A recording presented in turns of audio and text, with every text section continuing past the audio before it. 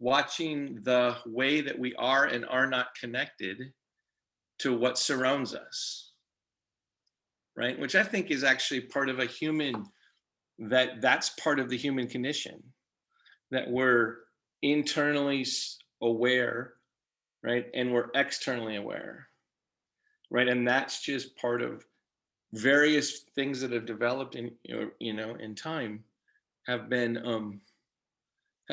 like expressions of that, and in the darkest, one of the reasons that big celebrations would often happen on days today, how they ever exactly figured out, like before they really had watches, like it's the longest and shortest. I mean, when you start thinking about it, it's kind of crazy, right? That human beings have been doing that. So, and then suppose, in a lot of traditions, that the darkest night is supposed to be, or the longest night is the time of the most hope, which is also an interesting thing, human expression, right? So the transformation of loss, or of what is perceived as darkness, is actually the beginning of hope, is one of the ongoing messages that come through a lot of cultures. And I would say, like, the motivation of my yoga practice, and hopefully some of yours, is to realize potential in what I thought was lost, right? I mean, like that's part of what's going on in a yoga practice.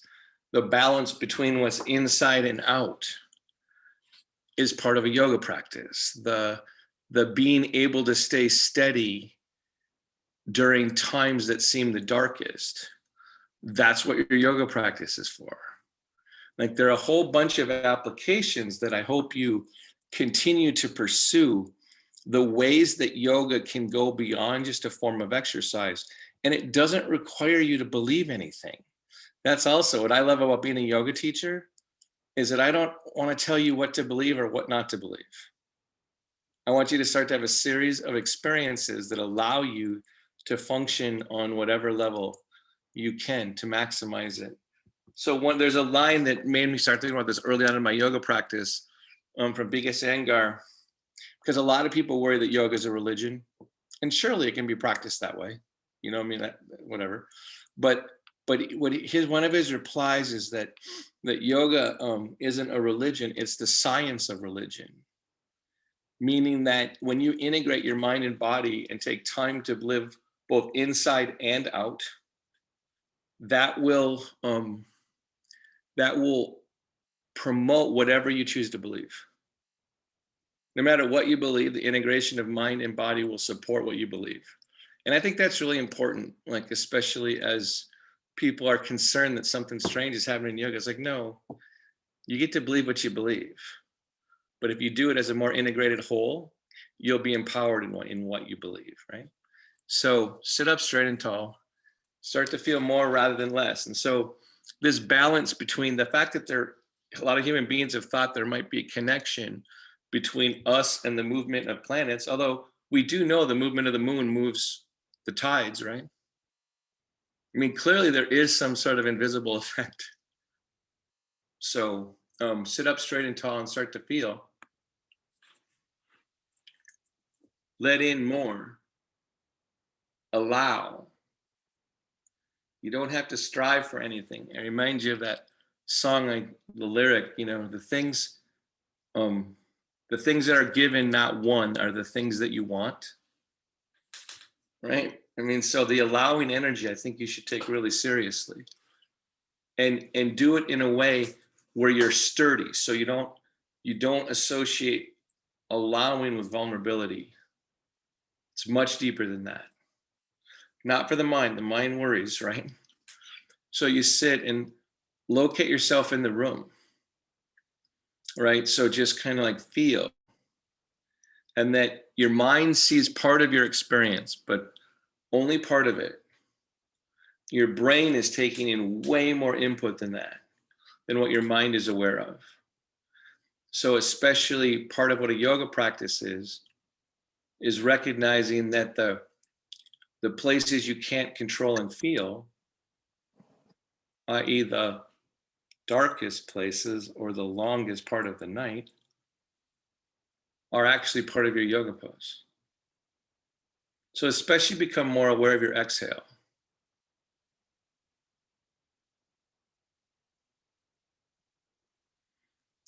You know, research shows that the exhalation calms down and activates the parasympathetic nervous system, which is the relaxation part, the part that gets you to an even place in your nervous system. So paying attention to your exhale is a good stress strategy, not just beginning of a yoga class. You know, inhalation is more of a sparking energy. So in the beginning here, you're just trying to allow the room by letting your nervous system hit a deeper place of calm.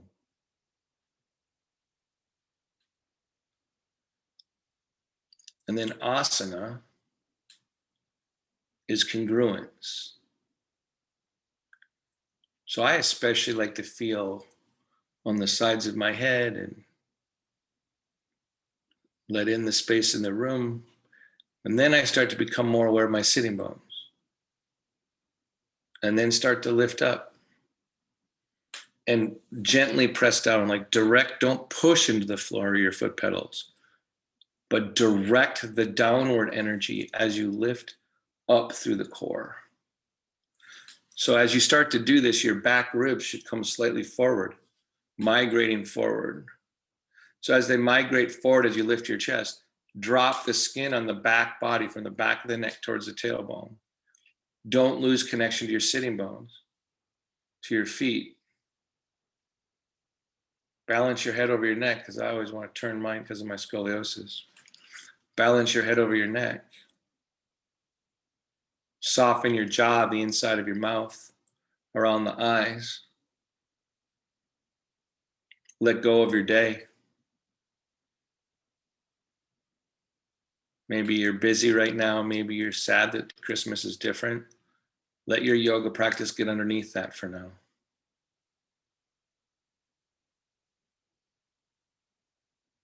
Let go of your day and prepare your mind to do yoga.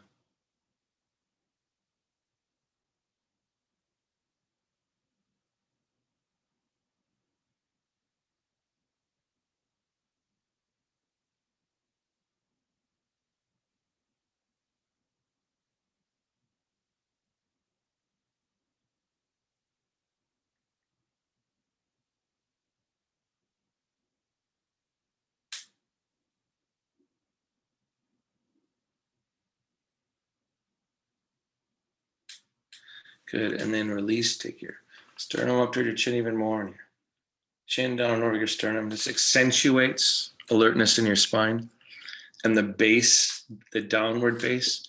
So as this lifts up and this drops, you have two energies. One time I've heard it described as the sparking energy up to the chest and the humility or cooling blue of dropping your chin, right? So you're in both places, watching both energies, both the asserting of agency with the lifting of the chest and the supplicancy of a dropped chin in relationship to what's around you. So your yoga practice should try to honor, right, something, whatever that is for you.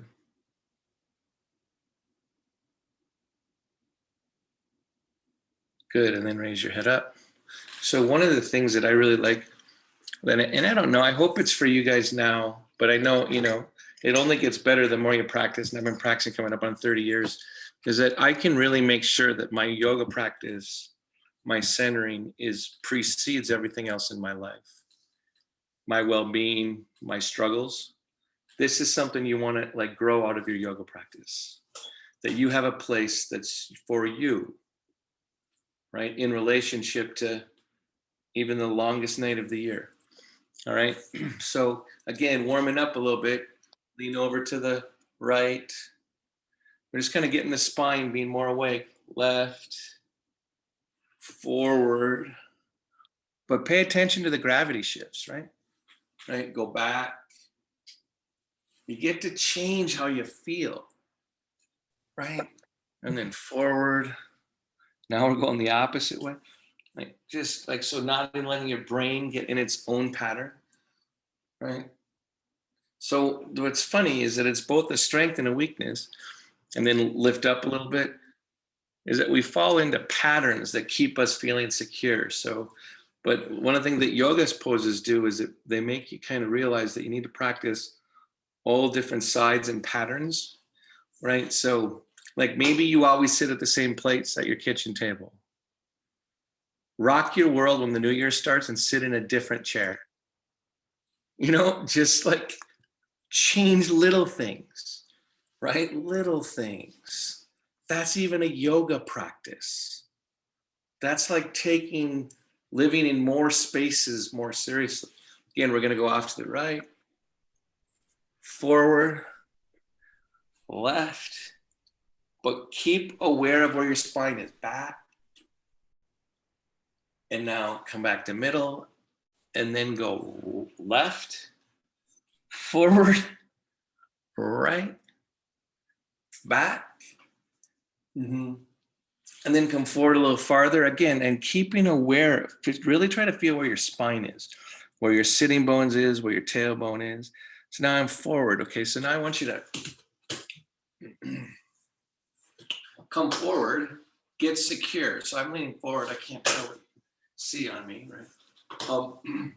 And I want you to kind of shake it up a little bit, right? So now I'm like projecting. I'm paralyzed right from here down. So when I come forward, I try to move my right knee forward, my left knee forward, and then my right and my shoulders start doing it, right? I'm just trying to get a unified sense of my whole body. At first, I'm just going forward with one knee and one shoulder, and forward with the other knee and the other shoulder, right? Then I go back to neutral and just feel that for a second.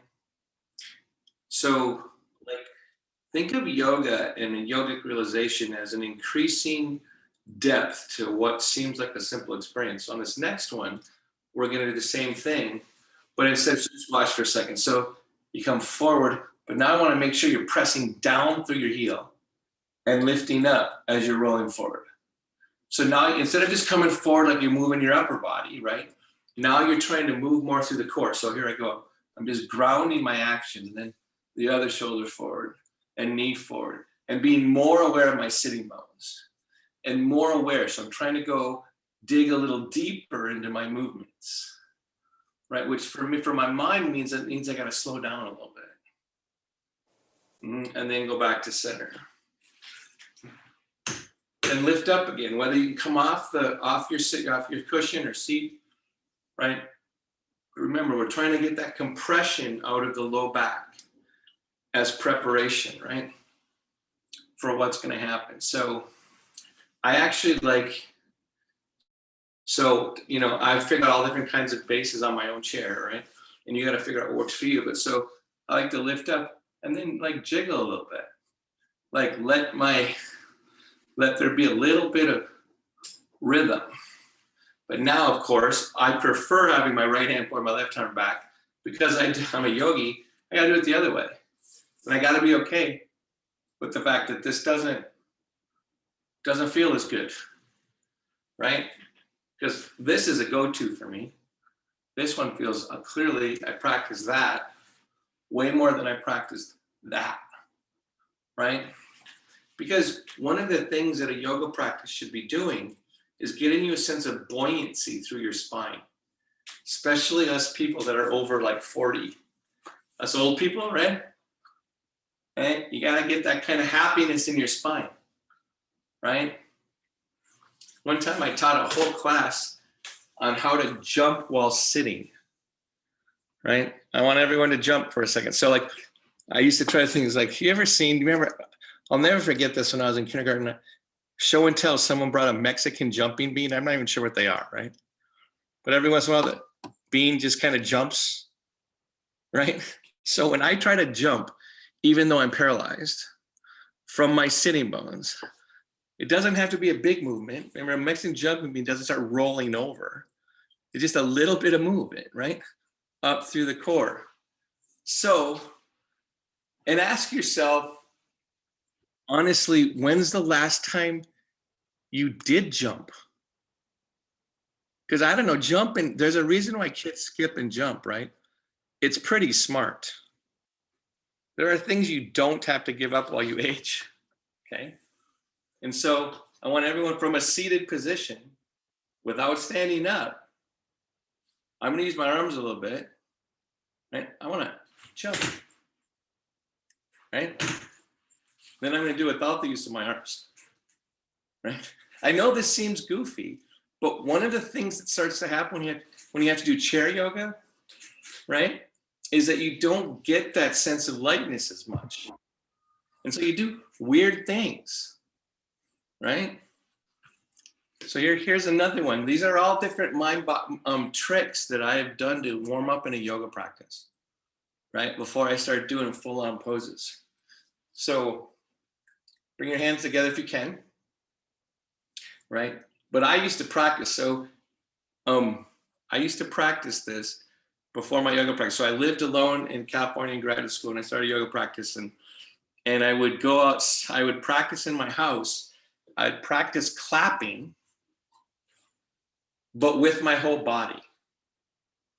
Okay, so yeah, your hands come together. So I can clap and have it just be my hands and my wrists, right? So I do that a couple times. And then I'm gonna start putting my hands together. Actually, I'm gonna turn them a little because I know I can get it louder this way. If I have my fingers into my palm one direction, right?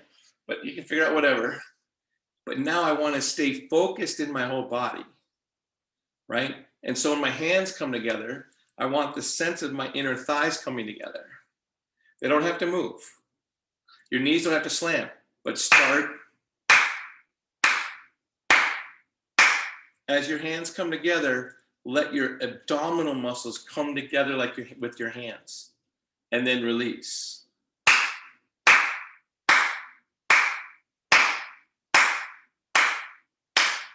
Now, because I clapped one way, I got to clap the other. I'm not as good at clapping the other way, damn it, right? I practiced one of them, but again, I'm looking for my whole body.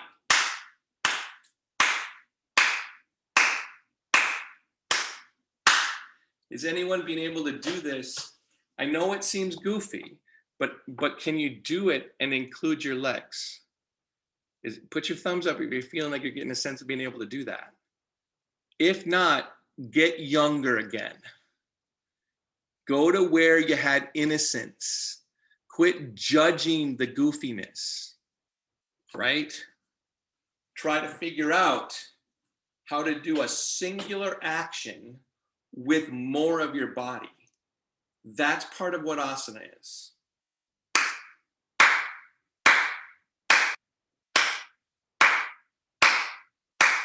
You're gonna find, I had this practice, if I drop my chest, my clapping stays in my hands. If I lift my chest and ground my sitting bones, it can stay in my whole body. There are tricks. If I try to clap with too much velocity, like if I think it's about the sound, it doesn't include my whole body. Remember, we got to keep practicing ways to be in the whole body, right? So make these next 3 claps the best ones ever, right? In this practice so far. Do it well now. I got to spit in my hands, pretending I'm warming up. It has nothing to do with it. Damn it, the third one sucked. Like, that's the other part. When I talked about in things before, like truthfulness and stuff, it's okay that my third clap sucked. I got distracted. I looked at you. I had no idea what I did, right? But it sucked. So because I was the little kid that had to make 100 layups in a row, I'm going to clap one more time because I hate ending on a bad one, right? So if you need to do one more to do it better, do it. But I'm definitely taking the time to do a good clap because I don't want to get spoiled in the rest of my yoga practice. That one sucked again. Oh, there, that one did it. That one, I could feel resonance, right? Resonance, now I'm getting serious. Resonance is a sensation you should take seriously, okay? And it's in yoga poses. And the way you get there is through goofiness, not seriousness. You've got to get younger in your yoga practice, especially for us old ones. because yoga should be with all of your years and not just with your judgment, right? It should be more than that. Don't limit your own yoga practice. All right, kind of serious, kind of fun. So I'm going to do a little bit of shaking it up again, because now I'm going to start going from side to side, and I want to have it be light, right? There I go up, then I go over. My arm goes up, right? I take it back. We've done this a lot before. And then I come down. Then I go over, right? And here, I'm heavy. This is like a bad clap, right? And I got to figure out how to make this side lighter more. This side doesn't want to be as light, right? And then back. And again, so this ability to inwardly discriminate when you're doing something that has more resonance, that's the key to your yoga practice. Over, up. See, that almost just feels happy, right? Over, up. Not as happy, but I can make it better. So I'm going to linger here for a while. This side's tighter, right? And then over again. Over, up. Not so much precision this time. We're just kind of going, ooh, almost fell over. Over, up, ooh. And I'm finding the shoulders irritated. And then back. And then back to center. Sit up straight and tall. So now put your hands and grab your knees. So we want to get a spark. Actually, I'm going to stop looking at you guys for a second so I can see what I'm showing you. I'm going to highlight the speaker. Hey, it's not highlighting me. Damn it. All right, forget that. All right, so I want you to take your hands on your knees, right? And then pull yourself up and then back down. So I'm guessing, Sarah, you did that. So in a second, I'm going to ask you to undo that. And then up again. So I'm getting this like flexion and openness on my chest, right? And then open again, and then down. And then open, lift. It's not great on your low back, right? So now I want you to engage your arms more. So lengthen your arms. Open. Push down through your sitting bones and broaden across the collarbones. Feel the soles of your feet. Take a couple of breaths. This should be engaged. Good, and then release. Notice the difference. You're going to do it again. Here come the hands on the knees, right? Lift, engage the arms, broaden across the collarbones. Feel the sitting bones, press down through the inner heels. Good, and then release. So this is more like, so there's a pose where you're laying flat on the ground and you come up, it's either Cobra pose or upward facing dog. So we're kind of doing that pose with this part of our body. Again, work the arms, right? So normally in upward facing dog, your hands would be on the ground and engaged. So we're figuring out how to engage the arms, open, lift the chest, broaden. So the pose, it's not as easy when you do the full pose. Opening here is even harder, but use this advantage. Like look at the difference on where it says mind body solutions. Like there's my chest dropped. There's it open. I'm really opening the hood of my chest, right? Lengthening from the pubis bone to the sternum, but staying connected, engaging my arms, staying connected to my sitting bones and the bottoms of my feet, and taking a couple of breaths. Good, and then release. So on this next one, we're gonna do the same thing, right? But I want you, when you get up all the way through the pattern again, at the very end, when you take a couple of breaths, I want you to be more aware of it, the breath coming in through each nostril, into each lung, stay connected to each sitting bone, and the bottom of each foot. So here's forward. I'm engaging my arms. I'm opening the hood of my, look at my body solutions. I'm opening the hood of my chest. My fingers now are spread. My palms are open. Now I'm now being more aware of my breath, and I'm breathing into each nostril. Dang it, it doesn't fill this lung as well on me. So I'm adjusting. Holding the pose. Dang, good, and then release. Come on back. So when I held the pose, I'm coming back to this so I can see all of you. When I held the pose longer, right? And I want you to pay attention. We're going to hold the pose again. If it's hurting your low back, just for a second, just do a quick little twist, right? We'll just do a quick little twist because that's a little bit hard on the low back. So take the left arm outside of the right leg and just turn. So we're just trying to like squeeze out some of that low back. So the abdomen goes back, the chest lifts, hit down to the sitting bones. Good, and then come on back to center and go the other way. So we're just doing a little twist. Good, and then come on back to center. Now I forgot what I wanted to show you. This is the problem with me losing my train of thought. Okay, so back here again, right? So come into the full pose. So you're engaging your arms, you're lengthening your arms, you're lifting the chest, you're breathing.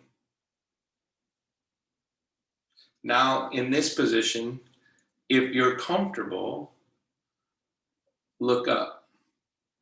From the tailbone though. So when you're in this position, right, I want you to ground your tailbone, move up through your whole spine, and take your head up a little bit. Shoulder blades down. Good, and then release. So I just remembered what I wanted to say, which is, as I held the pose a little bit longer, I started to notice which shoulder blade fatigued faster. Okay, that's information, right? And it means you're overworking one side of your body, right? So on this next one, we're going to hold it again for a while. And I want you to become aware of where you're beginning to fatigue faster. And either that muscle group is weaker, that's fatiguing faster, but in my case, it's almost always that it's overworking, right? Where I get fatigued more. So again, you straighten your arms. You go from drop chest to lifted chest, engaged arms, right? Lift the sternum. Well, I can already tell it's because I'm not dropping that shoulder blade enough. So I'm holding, I'm breathing, I'm standing my whole body. We're gonna hold this a while. Don't crank so hard on your low back that it actually starts to hurt. Be wiser than that. And watch the fatigue. My hands are open, my palms are open if you can. Feeling the sitting bones in the feet, but watching how the fatigue comes. And then as it goes to one side more than the other, adjust. Bow, broaden across your collarbones. Use fatigue as one of the teachers. Good, and then release. Because the fatigue will be one of your best teachers, right? When you hold poses longer, you'll start to realize asymmetry, right? So it makes sense for me that it's always my right side because this side's way tighter, right? So it ends up gripping harder to do the same thing. All right, so I want you to find a way to lengthen forward. So here I've got my hands on my table again, right? You could do it coming down, leaning on your legs, but I want you to hit down with your sitting bones and extend through your spine without trying to lift your chest up too much, right? So this one is more about coming down symmetrically between your legs and keeping your low back. So I usually give the instruction of spreading across your sacrum or very low back, right? As the instruction, because I want to have you not turn into a back bend, but be forward and spread across your sacrum and find where your inner heels are. So you're not trying to lift up, you're just trying to lengthen. That's why for those of you that have a table, And you all have like tables somewhere in your house. Practice this more. So whether you can do it right now in class, getting length in your spine, it's such a good idea. So like you're in your kitchen or you're at your dining room table or kitchen table and putting your hands on it, grounding your palms and lengthening your back, engaging your arms, right? And we're not trying to do the big lift of the chest. We're just trying to lengthen and using the arms to lengthen your back, ground your sitting bones, broaden across your sacrum, feel your feet, and breathe. Remember, I can't feel my feet on my pedals, but I'm feeling my feet, right? And so I'm just going to watch fatigue again. Even though I think I'm down symmetrical, I'm not. And my breath is going to show me. Because again, for me, my breath goes easier to my right lung than my left. Good. And then come on back. So when I was working my arms on that pose, I started to fatigue right around my elbows, right? And more so on my right elbow than my left. That means I wasn't working as much up here as I needed to be, right?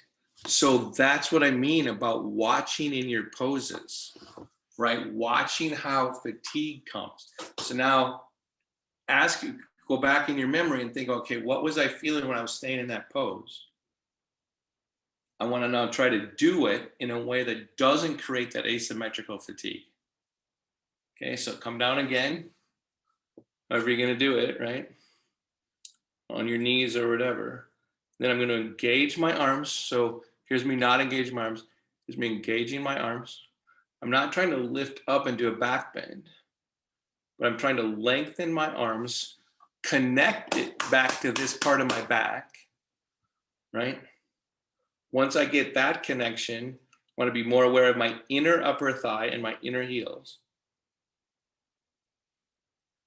I'm going to keep my hands in the same place, but broaden across my collarbones, across my sacrum. I'm going to try to get as symmetrical as possible. Breathing into each nostril, into each lung.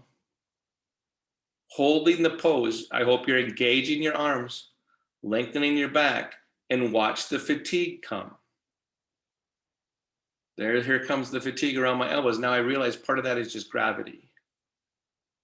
I can do some things in my sitting bones to make it get more equal to fatigue.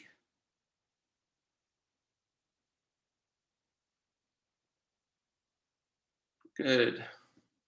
And then release. So I'm going to shake out my arms because that was like really focused work, right? So there's always reserve in you, unless you're right near death, even when it seems the darkest or that you're out of energy, you aren't. You aren't.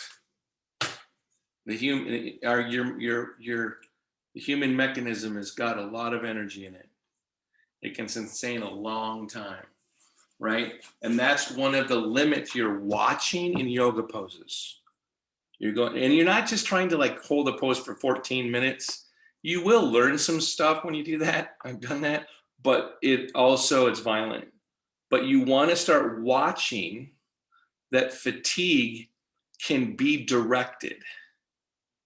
It can be grounded. And then you can sustain longer in poses when you do that.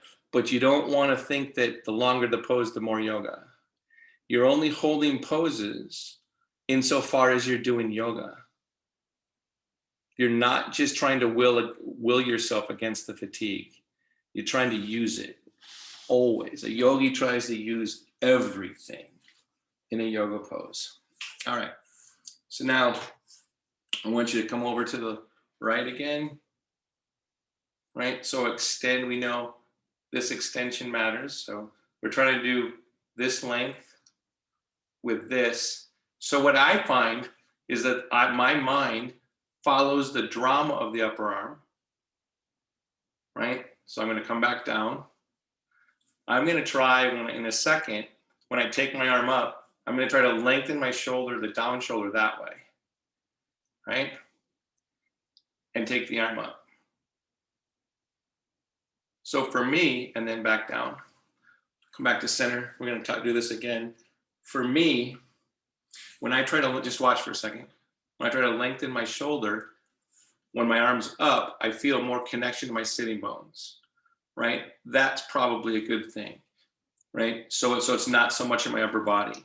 So come over again, extend this way, open this way.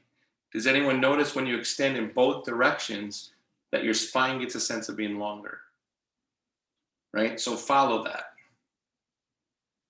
So now connect the very top of your fingertips to the top of your head, to your sitting bones, to your heels, and fill the whole vessel. Don't work so hard that you really negatively impact your breath, right? So you're in this full starfish, let's call it, to be gross, to be barfy, right? Well, the bottom starfish arm is gone, but it can still extend, right? Breathe. Again, we're holding into fatigue. Good, and then come on back. So being able to hold into fatigue and accept an amount of fatigue that still feels okay without holding past the point where the fatigue starts to get destructive, that's yoga. That's one of the ways for you to really start to hone and make fatigue be a teacher. So come back over the other way. Ooh, plant goes right in my eyeball, right? Not a bad thing to have your plant in your face, actually, right? So again, you're lengthening. Again, we're just taking the arm up like it doesn't, not with so much yoga. And then, being in space and doing all that.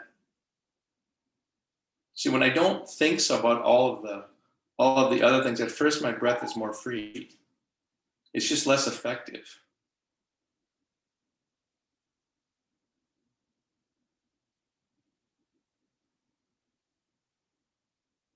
Good, and then come on back up. Be in the center. We're going to do it again in a second. But now we're going to try to extend the bottom shoulder again. Okay? So then come on over, up, right? And so now extend this way. Extend the arm up. Be more aware of the top of the head, the base of the spine. Go in every direction. Breathe. Good, and then release and come forward. So one of the key places in most all yoga poses is this space in your chest. So again, watch, you don't have to do it this time. Go into the first side. Here's my arm up. Watch how my chest opens, right? Here's it down. There's it's open, right? And then once your chest is open, it's going to help you extend down. So come over to the side, right? So I'm broadening right across the mind-body solutions, down. And then I extend the arm, my shoulder down when it's not there. Lengthen out to the top of my head.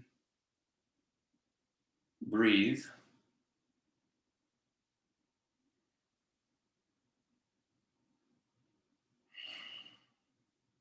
Good, and then come on back up. So what I find for me, and this is because I have different balance than you, I feel more expansion when I lean off my chair, but everyone take your arms wide. All right, so I don't feel nearly as expansive when I'm sitting back and doing this in my spine. And that's because for me, my chest drops, right? Because of my paralysis. So if you can sit up more straight and tall and lift your sternum and broaden this space right through here, through each arm, As you do that, hit down through each sitting bone and into each foot. So for me, this isn't as yogic because of my spine. I'm falling back in my pose. My neck is fatiguing fast. I can tell a whole bunch of things.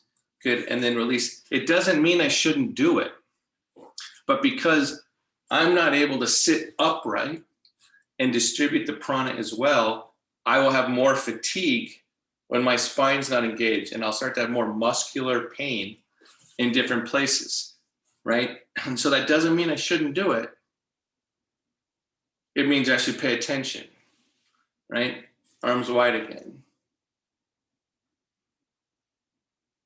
Lift the sternum.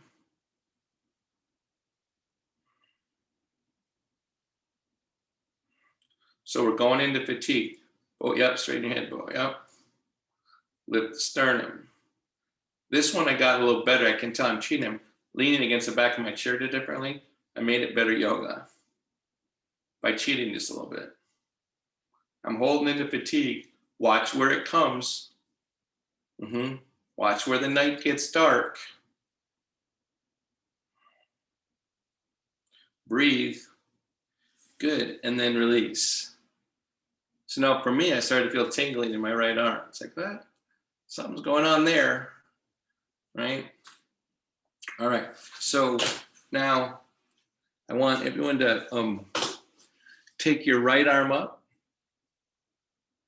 and then take your arm down and walk your fingertips down your back. And then when you get as far as you can, lengthen from your armpit up to your elbow. Lengthen, walk your arm down. So this is lengthening as you're hitting down through your sitting bones. Lift your sternum, spread between your shoulder blades. Good, and then release. Whew. I gotta be careful there with my rotator cuff. That woke it up right there.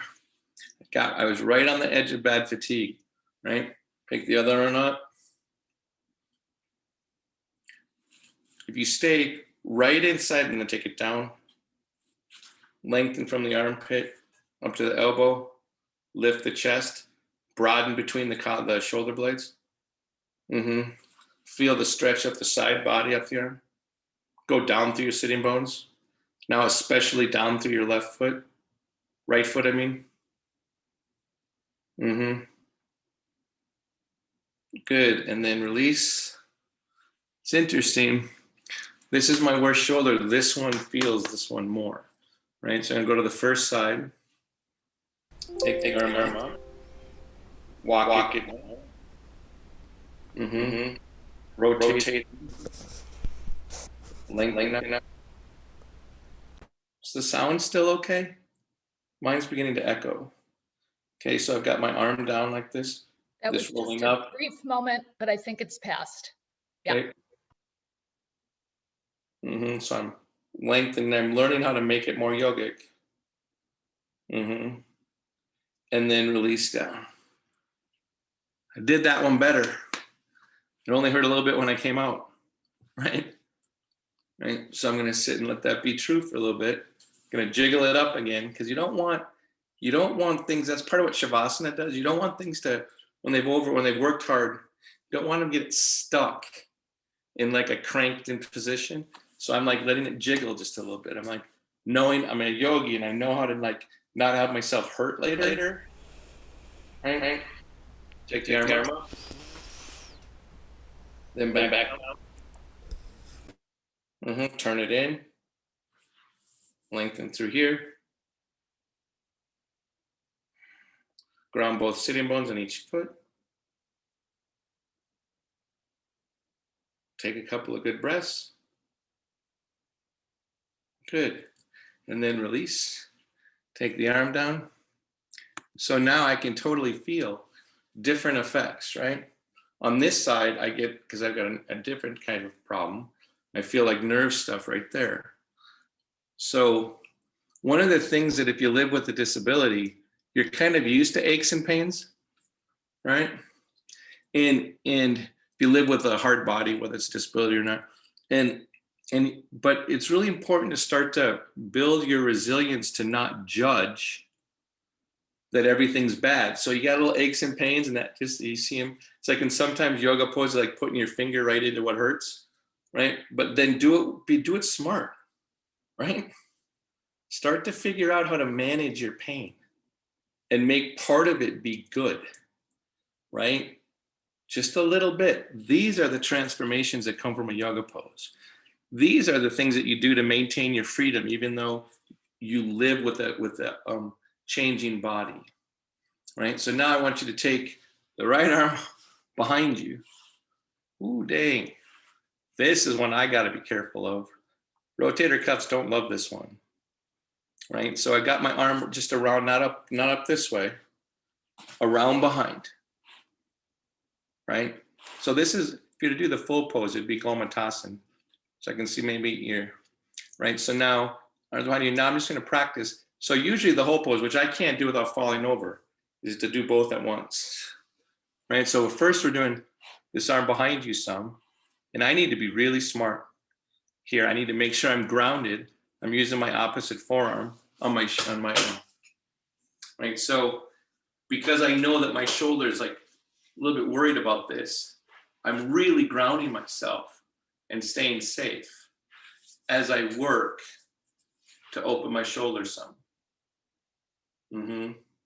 So now, as you're doing this way, and your arms behind your body, extend straight out as if your arm is still there, right? Lift your sternum, open up, and then release the arm and go out. And then back in, open and lift your chest. And then go back out. Good. And then release.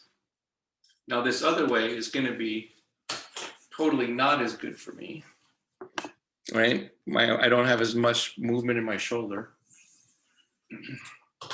So, I got to be careful here, right? So I'm going to, if I were practicing at home and not leading a class, I would take like an extra 2 minutes, 3 minutes opening my shoulder, right? Because I can tell this one's tight and I'm going to be more prone to violence on this side, right? Because it doesn't want to open as much. So that means like for people like Bo, who want everything fast, patience is part of your yoga practice. This is the things that you learn when you practice on your own. Like, I got to be careful here. So now lift your chest, broaden across the mind-body solution sign, right? And then release your arm up. I got to be careful in transition, right? The transition, really hold there. And then I'm going to back in, bring it back again. Lift under the collarbones, broaden across the chest, open the shoulder. Now I'm going to watch in transition, do it better, much better for me, right? And then breathe. Good. And then take the arm down. So now we're going to go the first way. Take the arm behind. Now this is kind of tricky. I got to be careful here. I got to figure out how to do this. So I'm going to lean over, take my arm behind my back. There are binds like this in standing poses that we don't usually teach as much in Angular yoga. But you get, by having your leaning over and getting your arm behind you, feel how there's a potential for this to be more open. So take advantage of that.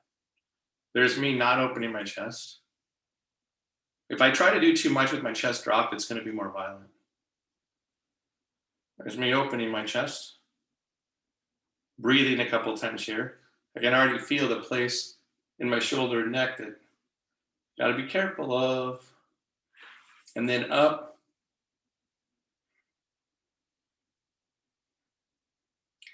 Now, even as I bring my arm back down, I'm keeping the energy moving as if my arm's up.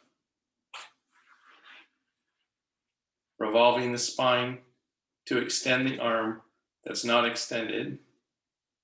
And then back up. Keeping the arm up even though you're bringing it physically down.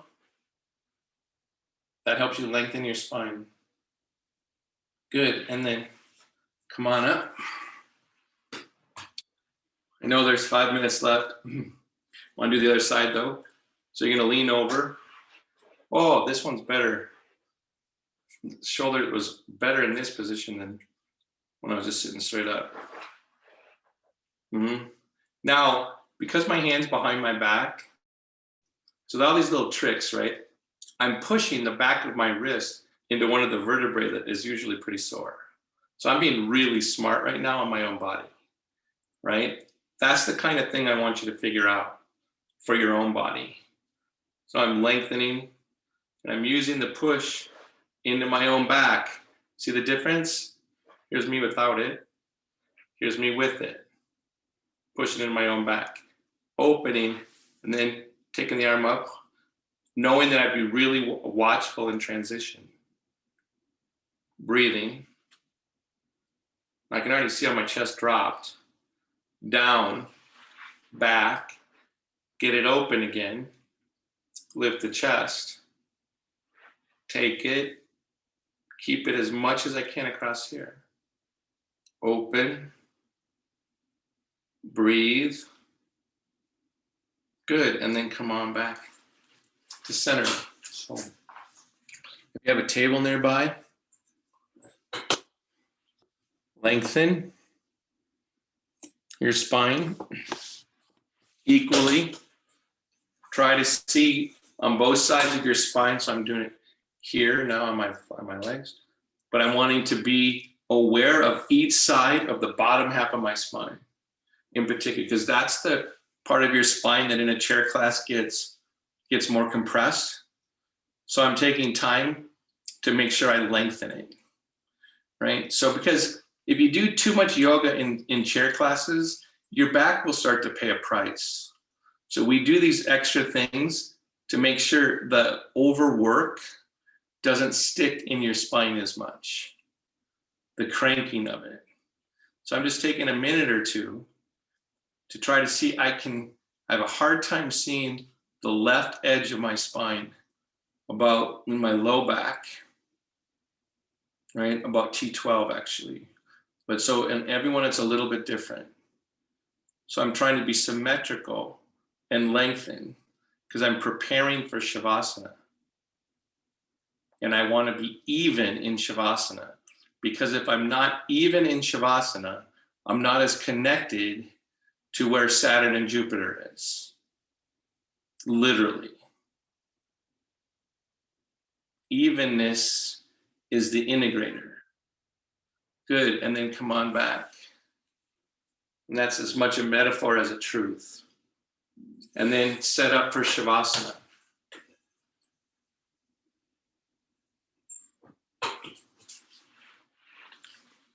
Again, I've got the one that I like, but sometimes change up your Savasana, how you sit in a chair. In fact, maybe I'll do mine coming forward. I usually like doing this or this.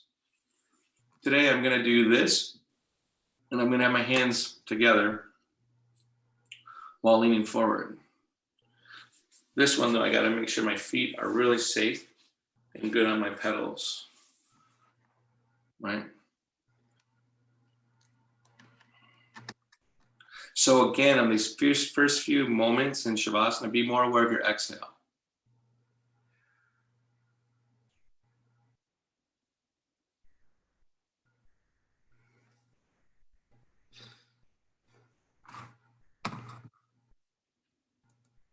Soften the skin on the face, the jaw, the inside of the mouth.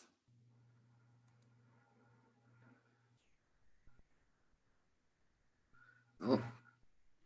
That's not as good for me today. I'm going to back up. When you're ready, open your eyes and then close them and then open them for the week. Good. So one of the things that I think is the quieting energy is integral with your patience, you know, and And we're getting told about all the tough news coming with the virus and stuff. And it's a time to stay in your lane and stay open-hearted. Right? Right. And you can do both. All right, everybody. If you can, hands together. If not, no big deal. Namaste.